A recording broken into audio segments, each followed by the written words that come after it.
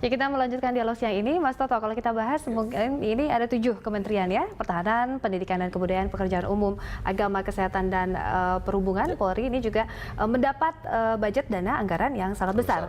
Nah, ini yang menjadi pembahasan adalah artinya ketika ke-7 kementerian ini mendapat dana yang besar, mungkin ini kementerian yang paling diincar. Bagaimana ini mungkin pos-pos pengisinya, dan kita lihat ada beberapa nama, nanti kita bahas. Mungkin tanggapannya dulu.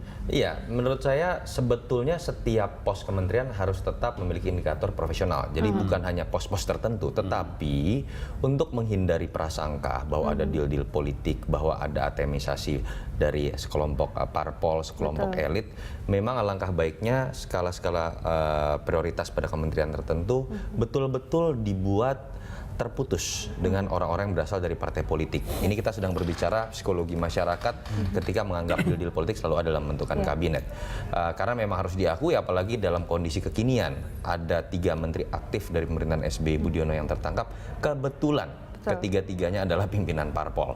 Sehingga alangkah baiknya memang itu dibatasi, betul-betul itu tidak memiliki kaitan dengan orang-orang parpol. Ya, walaupun pos-pos di luar itu yang sering dikatakan kering, tetap memiliki indikator 2 tadi, bahwa memang orang yang dipilih betul-betul memiliki latar belakang, entah pekerjaan pendidikan atau organisasi.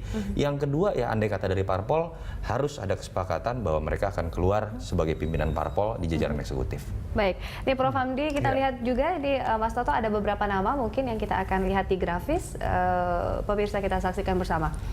Daftar dari nama-nama menteri yang menjadi rilis atau mungkin ini usulan menteri hasil polling. Calon menteri. Jadi kalau kita lihat sebenarnya usulan menteri sendiri, Pertahanan TB Hasanuddin, ini dari kabinetrakyat.org. Untuk seleksi menteri ada 4 nama, Andi Wijayanto, Budiman, Riamizard Triakudu, Syafri Samsudin. Kita lihat juga untuk Kabinet Alternatif Usulan Rakyat, Andi Wijayanto, TB Hasanuddin, Riamizard Triakudu, Prabowo Subianto, malah ini dimasukkan ya. Kalau kita lihat Mendikbud, ya Anies Baswedan, ini nama tunggal. Lalu untuk seleksi menteri.com, Ahmaloka, Anies Baswedan, Sidarto P.Hadi, Yohanes Surya, kita tahu juga cendekiawan. Nah, kalau kita lihat untuk Kabinet Alternatif Usulan Rakyat, yaitu Abdul Munir Mulkan, Hilmar Farid, Yudi Latif, Anies Baswedan. Dan Menteri Pekerjaan Umum ini kita lihat Marwan Jafar, Bambang Susantono, kalau ini nama yang diusung atau diajukan oleh seleksi menteri.com, Budi Karya Sumadi, Ignatius Jonan, Pramono Anung.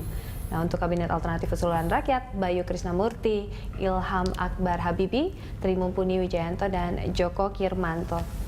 Ini mungkin ingin menanggapi, Prof. Hamdi, mungkin beberapa nama? Ya, itu saya mengatakan tadi ada bias dari popularitas ya juga gitu loh. Kan begini kan, kalau saya pernah dengar dari statement Pak Jokowi dulu, jadi itu bagus menurut saya. Kita akan mencoba memakai metode headhunting katanya.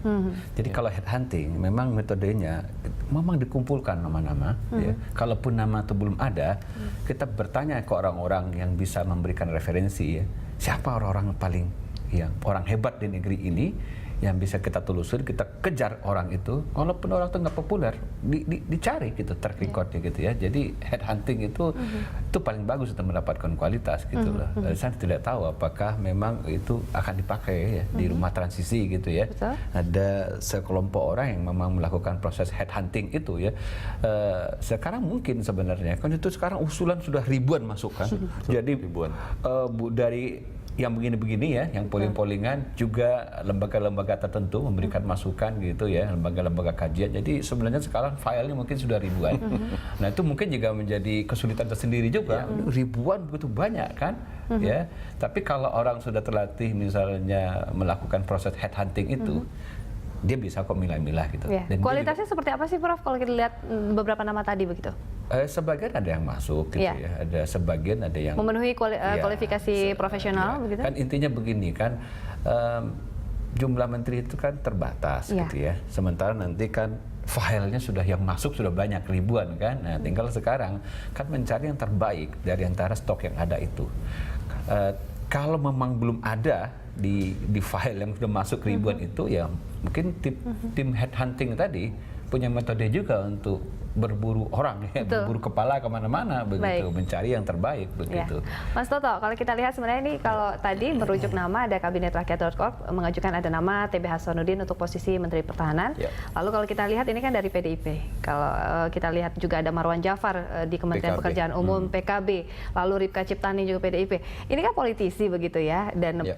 kalau kita lihat versus ya bagaimana dengan kriteria profesionalismenya ini sepertinya kan Iya, saya berbeda. lagi-lagi tidak menegasikan. Artinya orang partai kita tidak boleh juga mengatakan pasti tidak profesional. kalau memang capable ya tidak mengapa Tapi begitu ya. aturannya sederhana saja. Mereka berani tidak melepaskan jabatannya di parpol, begitu kan, kalau dia menjadi pimpinan. Yang kedua, kita juga harus lebih teliti ya. Melihat nama-nama yang katakanlah bukan orang parpol juga. Tadi saya tidak mau sebutkan nama, tapi bias popularitas. Misalnya, saya harus mengatakan seperti ketika kita berbicara mengenai tokoh-tokoh pendidikan, saya pikir banyak sekali.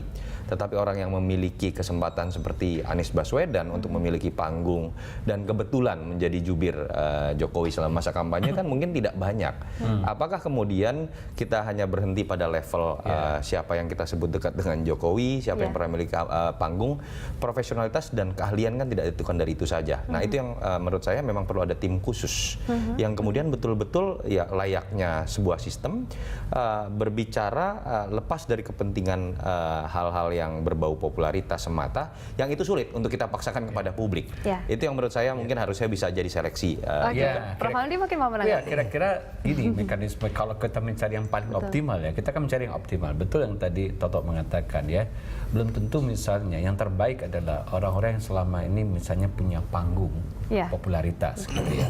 Kita mencari yang paling optimal itu adalah memang kalau secara gampangnya beginilah. Ada tim juri lah kira-kira. Orang-orang yang pakar di bidang itu dikumpulkan entah itu 10-20 orang. Dia menyeleksi dari sekian nama ya, dilihat CV-nya gitu, dilihat track record-nya, dilihat kemampuannya. Ya kalau perlu memang diwawancara satu-satu. Persis seperti metodologi headhunting itu gitu ya. Dan akhirnya diputuskan ini yang terbaik. Nah, tentu begini. Tapi kita harus sadar juga bahwa pada akhirnya memang karena ini adalah hak prerogatif presiden. Presiden boleh saja nanti mengatakan saya lebih senang yang ini saya kurang masuk chemistry-nya. Itu hak presiden. Ya. Itu juga jangan kita nafikan nanti ya. Ada persoalan tertentu juga wakil presiden. Saya kok chemistry-nya nggak masuk dengan orang ini. Orang ini bagus sih. Orang ini profesional, integritasnya bagus gitu loh. Nah, saya berharap ya kalau saya sebagai publik sekarang ya tentunya Pak Jokowi bikin ya tim untuk semacam jurinya itu nanti ya. Dan itu mungkin lebih pas menurut saya. Jadi kalau menentukan ini Menteri Keuangan ya, tentu panelnya itu ya yang membuat penjurian itu orang-orang keuangan gitu, orang yang mengerti di bidangnya itu. Nah, itu dia lebih tepat. Jadi kalau ada 4 nominasi dibuka CV-nya semua, dilihat kemampuannya, ditaruh di atas meja, terus tim panel itu menilai kan, ini lebih bagus, ini skornya lebih tinggi. Nah, itu pasti akan dapat yang optimal. Baik, Prof. Hamdi, Mas Toto, kita masih akan membahas mengenai opsi dari formasi kabinet Jokowi yang sudah ada versus dengan formasi kabinet hasil polling sesaat lagi.